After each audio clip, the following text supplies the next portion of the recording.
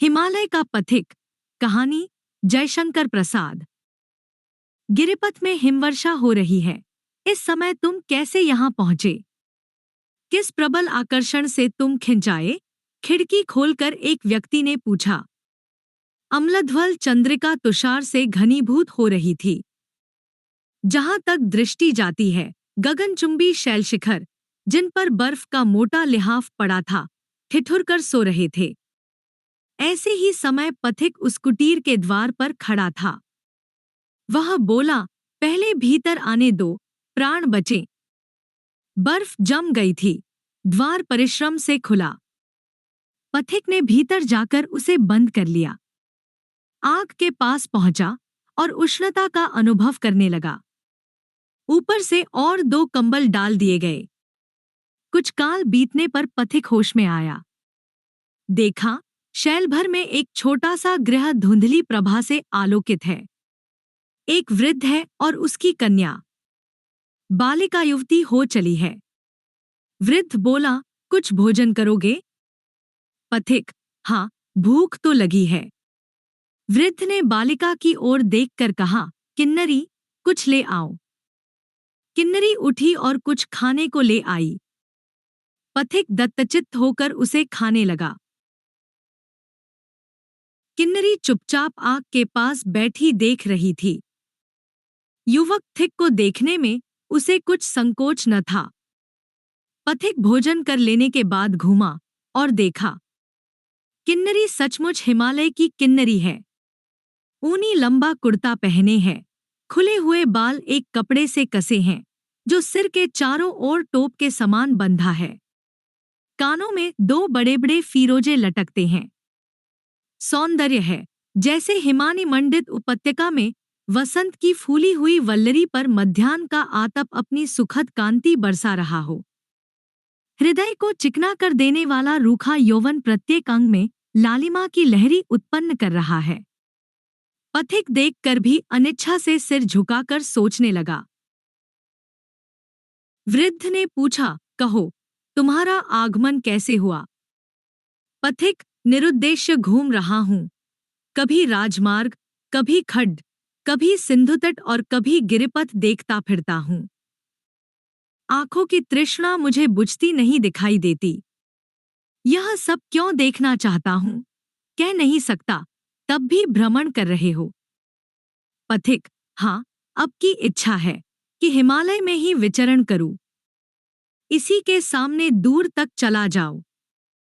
वृद्ध, तुम्हारे पितामाता हैं?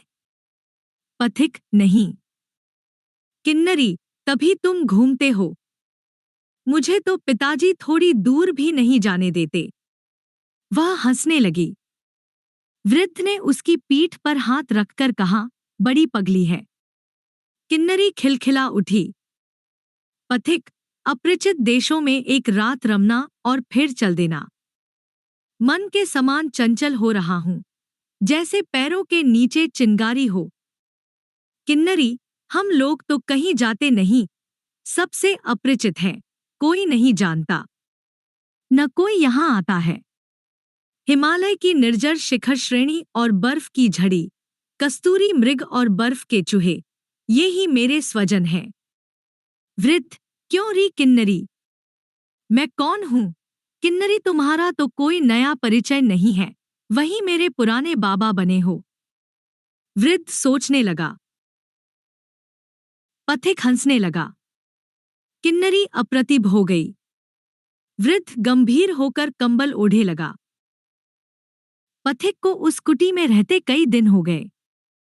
न जाने किस बंधन ने उसे यात्रा से वंचित कर दिया है।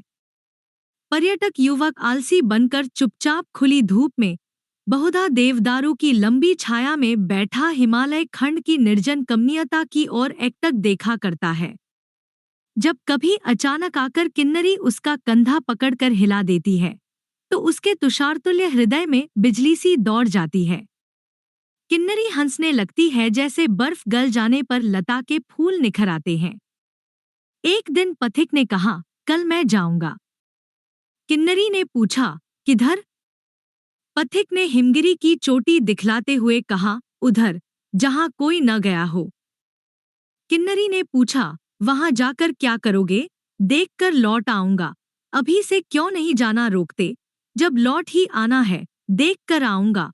तुम लोगों से मिलते हुए देश को लौट जाऊंगा। वहां जाकर यहाँ का सब समाचार सुनाऊंगा। वहां क्या तुम्हारा कोई परिचित है? यहाँ पर कौन था? चले जाने में तुमको कुछ कष्ट नहीं होगा? कुछ नहीं। हाँ, एक बार जिनका स्मरण होगा, उनके लिए जी कचोटेगा। परंतु ऐसे कितने ही हैं? कितने होंगे? बहुत से, जिनके यहाँ 2 घड़ी से लेकर 2-4 दिन तक आश्रय ले चुका हूं। उन दयालुओं की कृतज्ञता से विमुख नहीं होता। मेरी इच्छा होती है कि उस शिखर तक मैं भी तुम्हारे साथ चलकर देखूं। बाबा से पूछ लूं। नाना, ऐसा मत करना। पथिक ने देखा, बर्फ की चट्टान पर श्यामल दूर्वा उगने लगी है। मतवाले हाथी के पैर में फूली हुई लता लिपटकर सांकल बनना चाहती है। वह उठकर फूल बिनने लगा। एक माला बनाई। फिर किन्नरी के सिर का बंधन खोलकर वही माला अटका दी। किन्नरी के मुख पर कोई भाव न था। वह चुपचाप थी। किसी ने पुकारा, किन्नरी। दोनों ने घूमकर देखा। वृद्ध का मुंह लाल था। उसने पूछा, पथिक, तुमने देवता का निर्माल्य दूषित करना चाहा, तुम्हारा दंड क्या है? पथिक ने गंभीर स्वर से कहा, निर्वासन। और भी कुछ, इससे विशेष तुम्हें अधिकार नहीं, क्योंकि तुम देवता नहीं, जो पाप की वास्तविकता समझ लो। हूँ, और मैंने देवता के निर्माल्य को और भी पवित्र बनाया है। उसे प्रेम के गंधजल से सुरभित कर दिया है। उसे तुम देवता को अर्पण कर सकते हो। इतना कहकर पथिक उठा और गिरिपथ से जाने लगा। वृद्ध ने पुकार कर कहा, तुम कहाँ जाओगे? वह सामने भयानक शिखर है। पथिक ने लौटकर खड्ड में उतरना चाहा। किन्नरी पुकारती हुई दौड़ी, हाँ, मत उतरना, नहीं तो प्राण न बचेंगे। पथिक एक क्षण के लिए रुक गया। किन्नरी ने वृद्ध से घूमकर पूछा, बाबा, क्या यह देवता नहीं है? वृद्ध कुछ कह न सका। किन्नरी और आगे बढ़ी। उसी क्षण एक लाल धुंधली आंधी के सदृश बादल दिखलाई पड़ा। किन्नरी और पथिक गिरिपथ से चढ़ रहे थे। वे अब 2 श्यामबिंदु की तरह वृद्ध की आंखों में दिखाई देते थे। वह रक्तमलिन मेघ समीप आ रहा था। वृद्ध कुटीर की ओर पुकारता हुआ चला, दोनों लौट आओ, खूनी बर्फ आ रही है। परंतु जब पुकारना था, तब वह चुप रहा। अब वे सुन नहीं सकते थे। दूसरे ही क्षण खूनी बर्फ वृद्ध और दोनों के बीच में थी।